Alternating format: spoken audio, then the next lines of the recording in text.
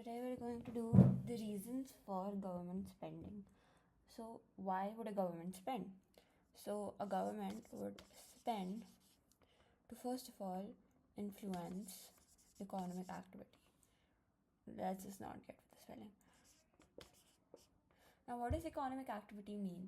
So we know that economic growth means increase in output in the long run and increase in the productive potential. So it's basically an increase in the output, and the government would want that because it obviously provides employment. So how can it do that?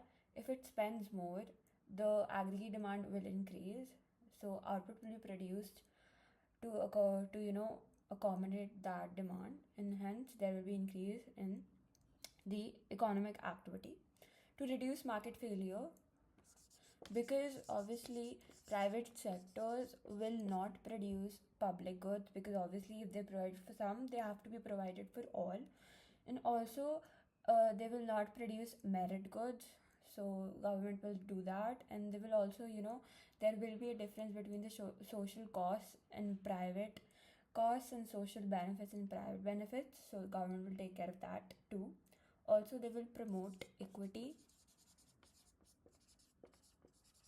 That is basically so that the poor get a good education, subsidize goods, and get unemployment benefits. They will also pay off interest on national debt. So basically national debt is basically the total amount that a government has borrowed over time. So maybe a government must have done this to overcome a period of time where there was a gap between the spending and the revenue, so they'll have to pay interest on it, so they'll just do that from the spending.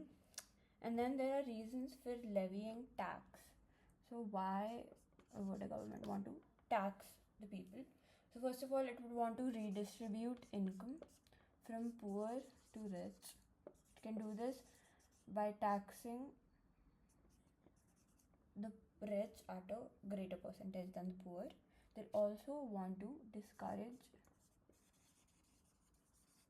consumption of imports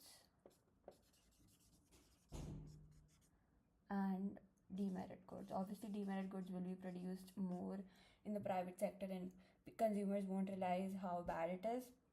And obviously imports to maintain balance of payment stability.